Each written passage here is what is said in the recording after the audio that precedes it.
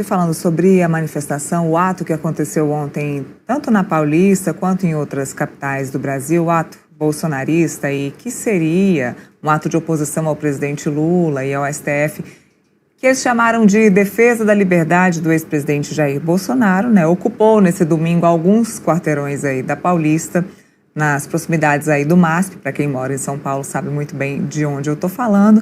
Reuniu as lideranças políticas da direita, parlamentares, pré-candidatos ao Planalto, inclusive, e essas mobilizações aconteceram também em mais de 20 cidades ao longo do país, nessa iniciativa aí do Acorda Brasil. Em São Paulo, o pastor Silas Malafaia criticou a atuação do ministro Alexandre de Moraes, do Supremo, e o chamou de ditador da toga. Falou também sobre a questão do inquérito das fake news, falou sobre vários outros assuntos, o contrato aí da esposa do ministro Alexandre de Moraes com o Banco Master. E eu quero aproveitar que tem muito assunto e que o pastor Silas Malafaia está sempre presente nas manifestações. Isso quando não é ele quem promove os atos de manifestação. E ele já está aqui comigo, ó, do meu ladinho. Pastor, muito bom dia. Obrigada mais uma vez pela gentileza de falar conosco aqui no Metrópolis. Já começo perguntando o seguinte: conclusões da manifestação de ontem. O que o senhor tira de proveito da manifestação de ontem? Muito bom dia. Ô Neila, deixa eu te falar primeiro bom dia, obrigado pela oportunidade de estar aqui com vocês, é sempre um prazer. Deixa eu dizer uma coisa para você. O povo é o supremo poder de uma nação. Todas as vezes que um povo se manifesta, ele está mandando um recado. Então eu acredito que o recado que está sendo dado é a insatisfação com o que está acontecendo no Brasil. Não é possível, gente. Não é possível. Olha, eu vou mostrar. Tem um ditado popular que diz que pau que dá em Chico dá em Francisco. Isso é um ditado popular, certo? Mas que não vale. O que Alexandre de Moraes faz quando ele está numa investigação? A primeira coisa que Alexandre de Moraes faz quando tem funcionários públicos, gente, não é? É afastar. É a primeira coisa. Agora, nessa vergonhosa intromissão dele, usando um inquérito imoral e ilegal de fake news para poder intimidar auditores da Receita Federal, o que ele fez? De cara, afasta todo mundo, bota a tornozeleira, impede de entrar na repartição. Então, a minha questão é o seguinte: como é que um ministro, certo, em qualquer lugar democrático do mundo, que tiver denúncias sérias contra um ministro de uma Suprema Corte, tem que ser afastados imediatamente? É o que eles fazem, é o que eles operam.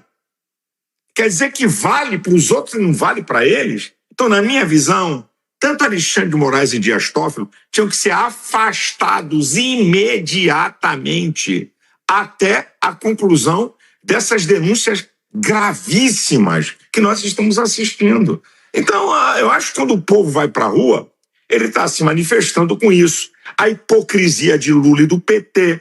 Eu me lembro que a Gleice Hoffmann, escute essa, Bolsonaro gastou no cartão corporativo 27 milhões em 4 anos. Ela falou, isso é um perdulário. Um Tribunal de Contas da União tem que investigar isso. Lula gastou 1 bilhão e 400 em 3 anos. Bolsonaro tem que ser presidente 100 anos para chegar nesse valor. Então, essas hipocrisias, e o que está acontecendo com o Brasil, mais de 200 indústrias indo para o Paraguai, que era uma piada. Paraguai significava coisa falsa. Não, Paraguai está se tornando uma potência. Eu acho que o maior ministro, como disse o Flávio ontem, o maior ministro da economia do Paraguai é o Haddad. Está empurrando, né? É uma fila de brasileiros, é o segundo país a receber brasileiros. Isso é normal, gente? Essa carga tributária e tudo isso, então, foi um protesto generalizado contra essas questões que envolvem ministros do STF e esse desgoverno de Lula. É só essa questão. Então é válido. A gente está discutindo essa questão de ministros do STF passarem por cima da Constituição, porque estão passando sim, isso é fato, e a gente discute isso sempre aqui no programa. Ok. Agora, tivemos ontem uma manifestação com vários políticos em cima de um carro de som importante, com muitas pessoas assistindo. O senhor, como sempre, bate e fala a verdade. Agora, a gente tem pessoas importantes como um senador que é pré-candidato à presidência da República, que é o Flávio Bolsonaro, hoje, quem tem prerrogativa para bater no Supremo Tribunal Federal, ou para pedir o impeachment, ou para fazer qualquer coisa contra um ministro do Supremo, é o Senado. A gente não vê um Senado se manifestar contra isso, pastor. Se o Senado não se manifesta, se o Senado não age, a gente vai esperar isso de quem?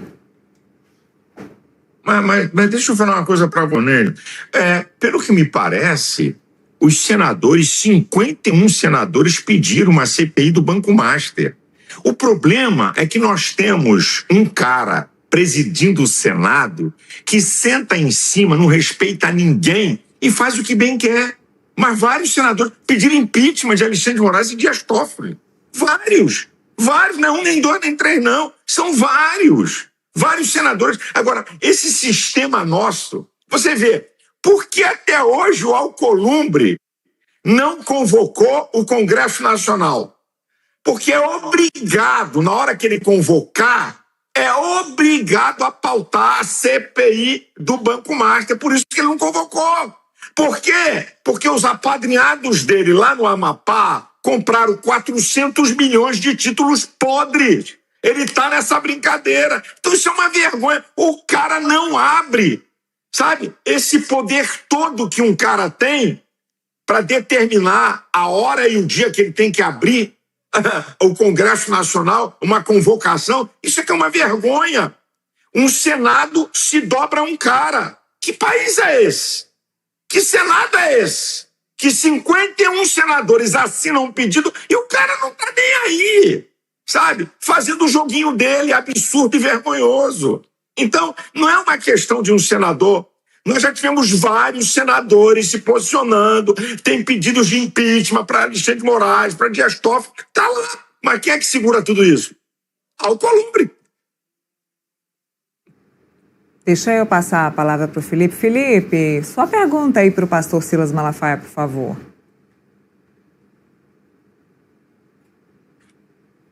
Tudo sabia, né, que o senhor apoiava, né, anteriormente a candidatura do Tarcísio de Freitas para ser o adversário do Lula nas eleições desse ano. E parece que você teve uma conversa com o Flávio Bolsonaro, né, antes da manifestação. Eu queria saber o teor dessa conversa e se agora você, de fato, está apoiando publicamente o Flávio Bolsonaro ou você vai esperar ainda se desenhar o tabuleiro das eleições para manifestar o voto em um candidato da direita? Bem, obrigado pela pergunta, meu amigo. É o seguinte, eu sempre disse, é minha opinião, que para mim a melhor chapa para derrotar Lula é Tarcísio e Michele como vice. Isso é minha palavra, sempre. Disse para várias entrevistas, olha, Ratinho, Zema, tá certo? Caiado, Flávio Bolsonaro tem condição de ser presidente da República, mas para mim o melhor, o que consegue congregar toda essa gente de direita e centro é o Tarcísio e a mulher de Bolsonaro, porque ela tem uma capilaridade na direita violenta, com evangélicos, mulher e filha de nordestino. Agora, não sou eu que decido isso. Eu não decido quem vai ser candidato. É minha opinião de cidadão. Eu fui bombardeado, porque é incrível, gente. É incrível. Eu fico vendo todos os radicais de direita e de esquerda, eles trabalham com emoção e com paixão. É igual a clube de futebol, né? O time do cara pode ter tomado uma goleada, mas você não pode falar mal dele. Então, quando eu me posiciono, os radicais de direita me atacarem. Tanto é, atacaram o Michele, atacaram o Nicolas, eu fui defender os dois, entrei na burdoada. Aí Bolsonaro, lá no X, lá no Twitter, né? Aos linguarudos da direita, que o Bolsonaro falou, todo candidato majoritário, ele tem que agregar, ele tem que conquistar, não pode ser a força, não pode impor as pessoas. Essa é a minha questão. Agora, claro que eu vou apoiar alguém da direita, que eu não sou nenhum louco, não sou, eu tenho princípios, certo? Eu estou esperando.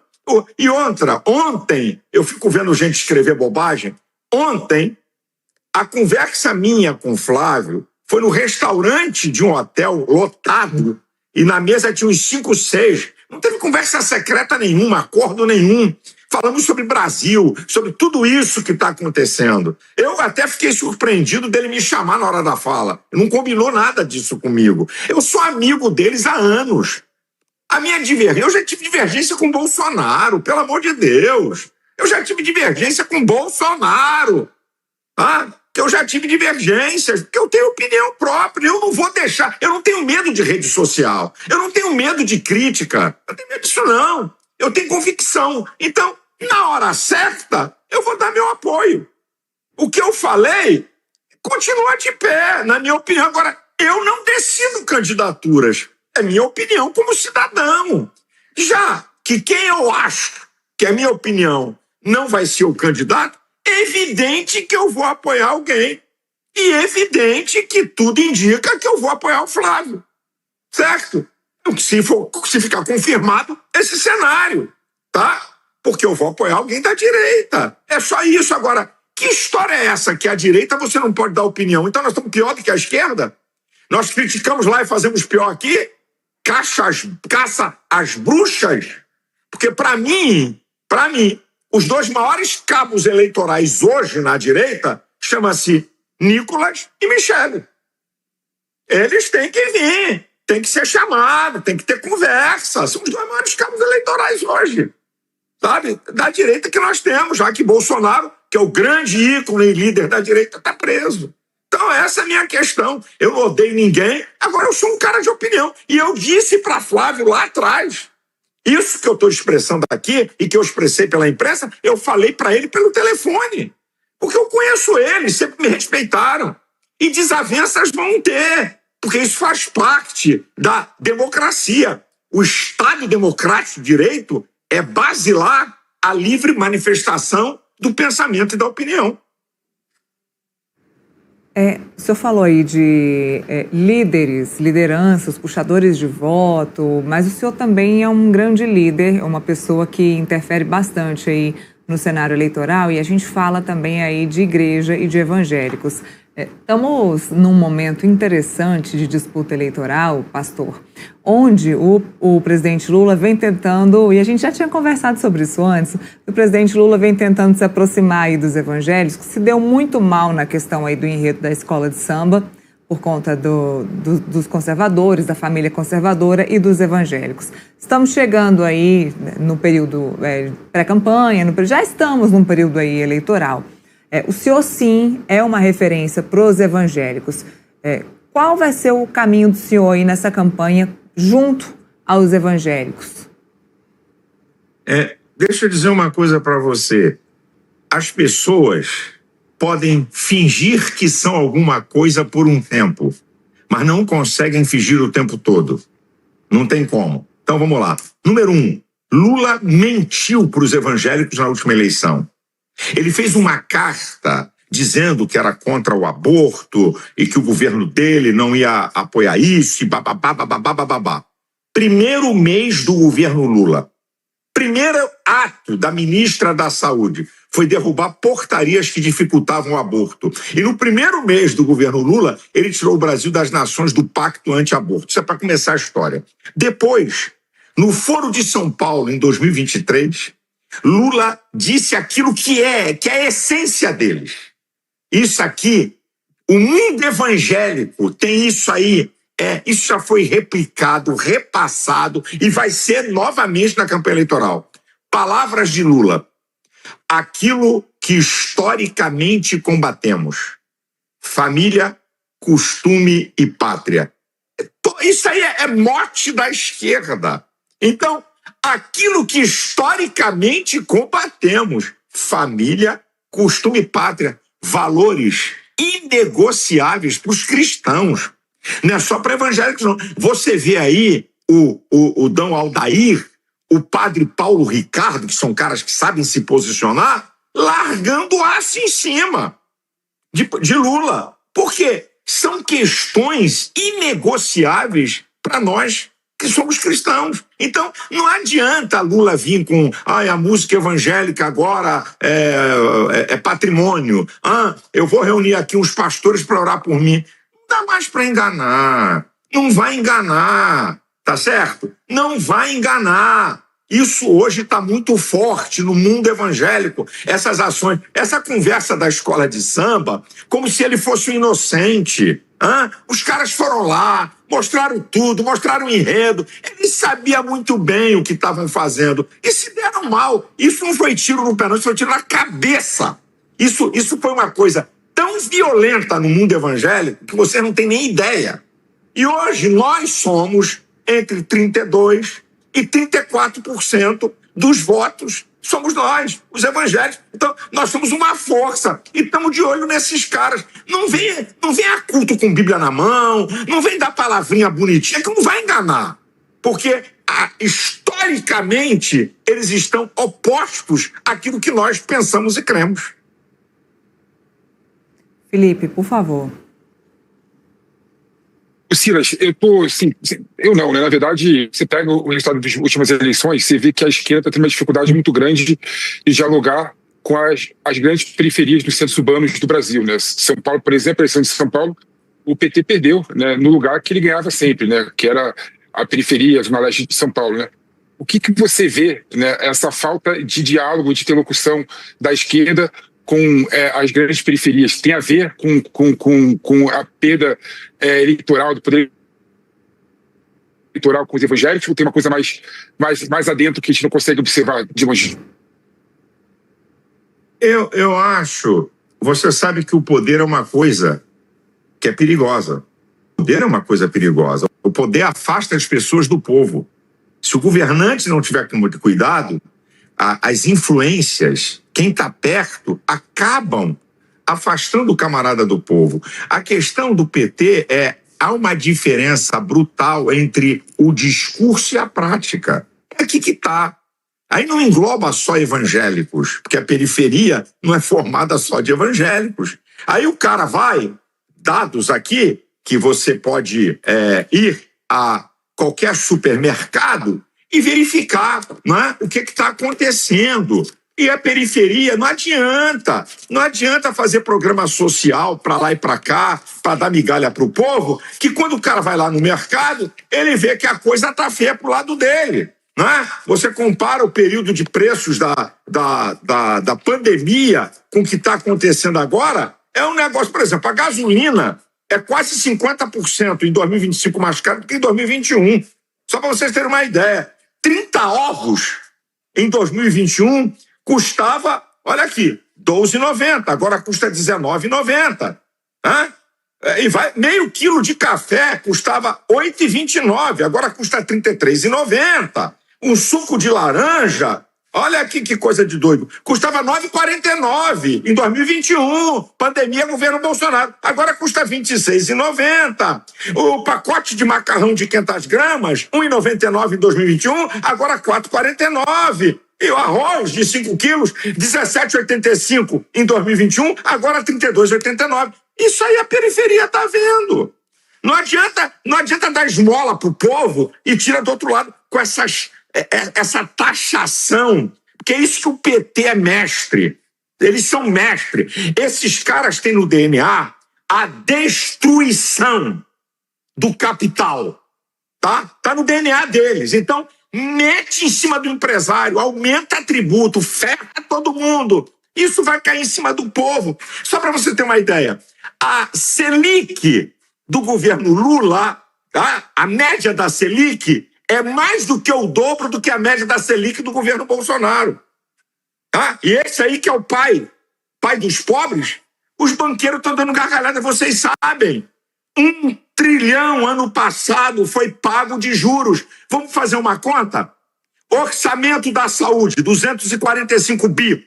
Orçamento da educação, 226 bi. Tudo que é programa eleitoral social, 160 bi. Total, arredondando, 670 bi. Então, o pagamento de juro é maior do que isso e ainda sobra 330 bilhões. Que dinheiro podia se fazer moradia, infraestrutura, melhorar a saúde? O povo está vendo que não melhora nada. E eles estão governando há quanto tempo? Há 20 anos? que melhorou? Que melhoria é essa que aumentou o número de pessoas beneficiadas por programas sociais? Isso é uma vergonha, gente. Como é que um país vai vencer onde o número de beneficiados por esmola de governo é maior do que o número de pessoas empregadas? Isso é a coisa mais louca e absurda que tem. A periferia está vendo isso. Bom, para finalizar, pastor, eu entendo assim que a direita toda ela tem que estar alinhada. Se todo mundo vai seguir numa direção aí para uma campanha ou para uma pré-campanha, a direita tem que estar alinhada. Ontem o senhor subiu num carro de som batendo no Supremo Tribunal Federal. O Flávio já subiu num tom muito moderado ali, de uma campanha extremamente moderada, e não bateu nos ministros do Supremo Tribunal Federal. A gente perdeu o pastor? Me conta, produção. Perdemos o sinal? Bom, enquanto a gente tenta restabelecer o pastor Silas Malafaia, a gente está em contato com a nossa repórter Camila Xavier, a gente vai falar com ela, está no Congresso Nacional e vai abastecer a gente aí de informações sobre a agenda da semana, vai contar como é que está a movimentação no Congresso e o que a gente pode esperar para essa semana na política aqui no Brasil. Camila, muito bom dia, ainda bom dia, muito bom dia, seja bem-vinda. Voltamos? Isso. Muito bem. Então deixa eu terminar minha pergunta. Eu ia dizer que o Flávio subiu, o senhor bateu, mas quando o Flávio subiu e foi bem morno, né? Não bateu nos ministros, não falou de impeachment, então eu quero entender. O senhor acha que o Flávio tem que alterar esse tom e tem que ir para um tom um pouco mais duro? Eu falo uma coisa para você. A esquerda no Chile ganhou porque tinha 3 candidatos. Por isso que eles ganharam a eleição. Eu não comungo de que tem que estar todo mundo numa coisa só. Por exemplo, uma coisa bacana. Estava lá o Zema, que é pré-candidato a presidente. Estava lá o Caiado, que é pré-candidato a presidente. O que vai acontecer? Quem for para o segundo turno vai unir todo mundo. Então, esse negócio de unanimidade, desculpa, toda unanimidade é burra.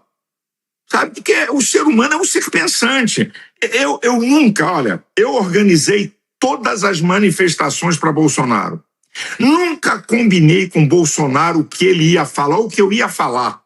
Eu sabia o que ele ia falar lá na hora, como também ele sabia o que eu ia falar lá na hora. Então, eu acho que isso é que é o legal. Não é todo mundo alinhadinho falando uma mesma coisa. Claro que muda muito. Eu não sou candidato a nada, ok? Então, eu tenho uma liberdade para falar coisas que quem é candidato já não tem. Tem que medir, tem que olhar, tem que saber como é que se posiciona. Então, eu não acho nada. Tá? Se o Flávio tinha que ser mais duro, isso é uma questão dele. Ele é que tem que medir e saber, sabe, onde é que ele vai se posicionar e como ele vai se posicionar. Ele é que tem que medir isso. Então, eu não tenho isso. O Bolsonaro foi mais fraco. Podia ser mais forte. Agora é o Flávio. Eu, sinceramente, com muito respeito, eu não entro nessa questão. Eu entro naquilo que eu falo, livre para me posicionar. Ninguém vai dizer para mim o que eu vou falar ou não em manifestação. Isso eu te garanto para você. E eu respeito a maneira que as pessoas se põem. Agora, ter mais de um candidato à direita não é nenhum problema, não. Porque lá na frente vai estar todo mundo junto. Bolsonaro já disse isso, que é o ícone da direita. Não, bem-vindo outras candidaturas. Não há nenhum problema. Lá na frente vai estar todo mundo junto. Essa que é a verdade.